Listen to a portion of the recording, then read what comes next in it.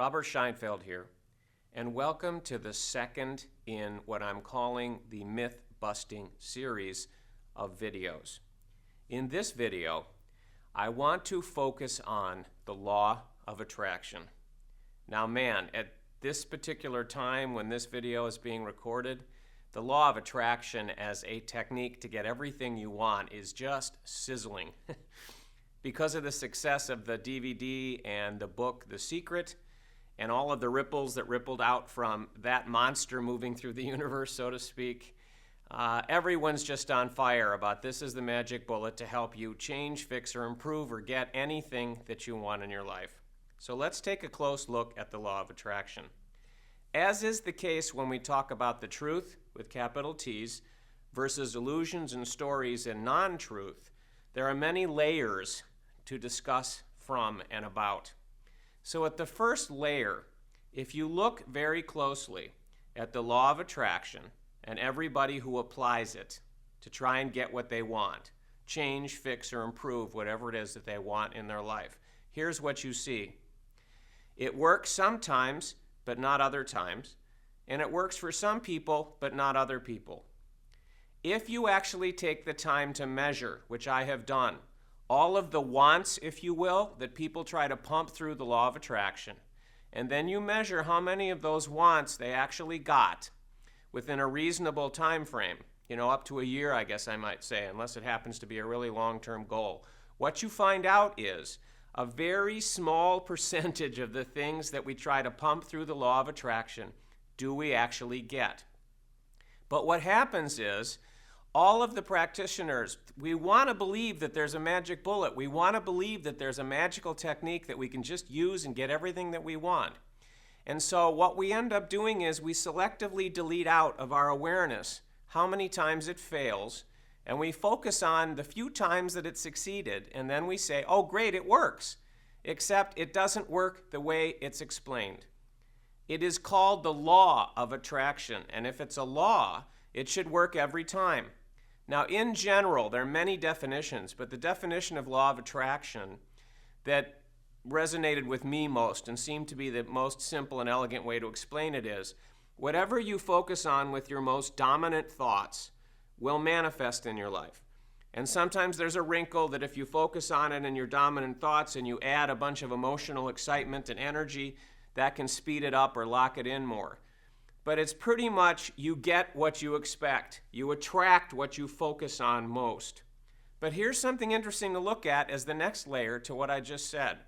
If that's the case, then everything that you focus your dominant thoughts on, in the way that the law of attraction techniques are explained, ought to manifest, which means that whenever you're really afraid that something bad's going to happen and it's on your dominant thoughts, the bad thing ought to happen. And every time you focus on the good thing that you want using the techniques, because that's what's on your dominant thoughts, then the good things ought to come. But here's what happens if you really look closely. The bad things don't always happen, even though our dominant thoughts are focused on them for long periods of time, sometimes as we perceive it, against our will. And as I mentioned, all the good things do not come. And here's another thing to look at.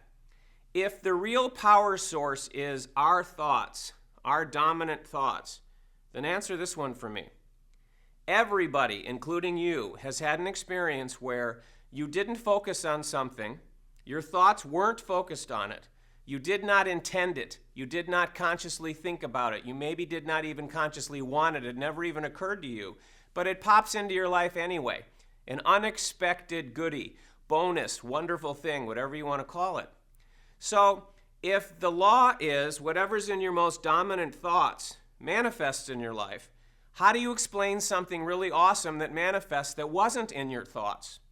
So if you look at all of this objectively, sizzle aside, romantic thinking aside, I really want this to be true aside, what you have to acknowledge is there is some other force that is modifying what's going on, that's controlling what's going on, that's determining which of what appears to be your thoughts, be they about things you're worried about or things you really want, which ones show up and which ones don't, and there's got to be some other force that is creating what's really happening in your life such that something that you never focused your thoughts upon happens.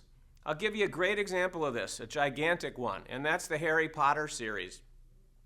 The author of the Harry Potter series, J.K. Rowling, had no dominant thoughts about a series of books that would rocket around the world the way that they did and become what may be the best-selling book series of all time. I don't know if that's accurate, but if it isn't, then it's close. And a series of best-selling movies. Never occurred to her, was never on her mind. Her conscious intention was to make enough money to be able to support her and her daughter and to be able to continue writing what she had a passion for.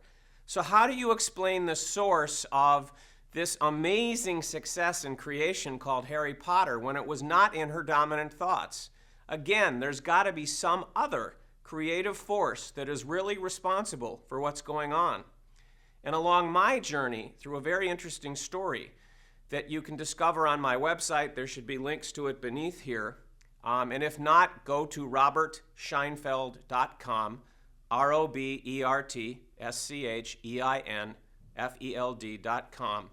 And you can find out a story, because along the lines of struggling with all of this, I discovered and was able to map out the terrain, so to speak, of this true creative process, as I call it, with capital T for true, capital C for creative, capital P for process, that's really determining what happens to us every day. Not our dominant thoughts, but another creative process. And how to be able to tap into that creative process to get what you really want, which very often is radically different than what you think you want, which is a whole other story. So I invite you, and there are other things that I could say here about the law of attraction that would take more detail than we have, more time than we have here in this particular video. But if you visit my website, click on a link that you may see beneath this video, or go to the website that I just explained, you'll be able to get much more detail on the creative process that I just mentioned and on why the law of attraction is a myth, why it does not work that way, really, why it fails more often than it works, and how to tap into the true creative process to be able to transform your life in radical ways.